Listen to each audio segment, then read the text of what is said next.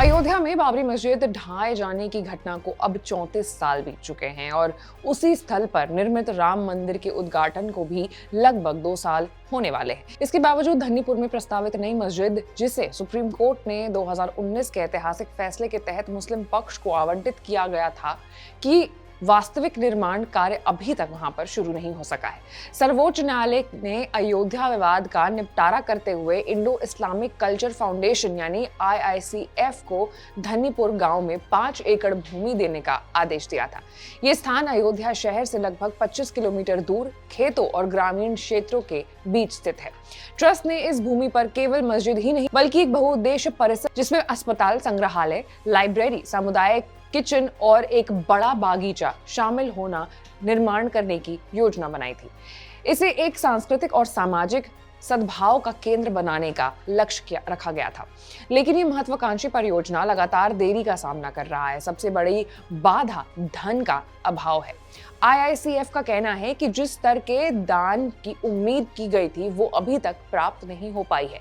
कई समर्थक परियोजना से जुड़े हैं, लेकिन अभी भी आवश्यक बजट का बड़ा हिस्सा जो है वो अधूरा है।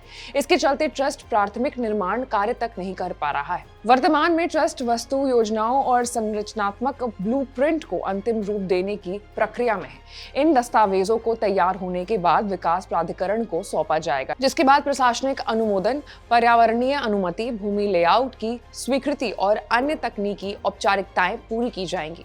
अधिकारियों का मानना है कि इन सभी मंजूरियों को प्राप्त करने में कम से कम 1 साल या उससे अधिक का समय लग सकता है। स्थानीय लोगों और प्रशासनिक सूत्रों का कहना है कि धन्नीपुर की भौगोलिक स्थिति भी देरी का सामना करने का एक बहुत बड़ा कारण है, क्योंकि ये क्षेत्र अपेक्षाकृत दूरस्थ और कृषि प्रधान है। इसलिए सड़क, पानी, बिजली और अन्य बुनियादी सुविधाओं को विकसित करने में अतिरिक्त लागत और समय लग रहा है। कई इंजीनियर्स का ये भी मानना है कि मस्जिद और उससे जुड़े सांस्कृतिक ढांचे को आधुनिक स्वरूप देने के लिए सहायक आधारभूत ढांचा पहले तैयार करना आवश्यक है। इसके बावजूद IICF का दावा है कि ये परिसर एक आधुनिक, समावेशी और शांतिपूर्ण सांस्कृतिक प्रतीक के रूप में उभरेगा। ट्रस्ट का कहना है कि ये परियोजना केवल धार्मिक स्थल तक सीमित नहीं होगी, बल्कि शिक्षा, स्वास्थ्य और सामाजिक सहयोग की दिशा में भी महत्वपूर्ण योगदान देगी।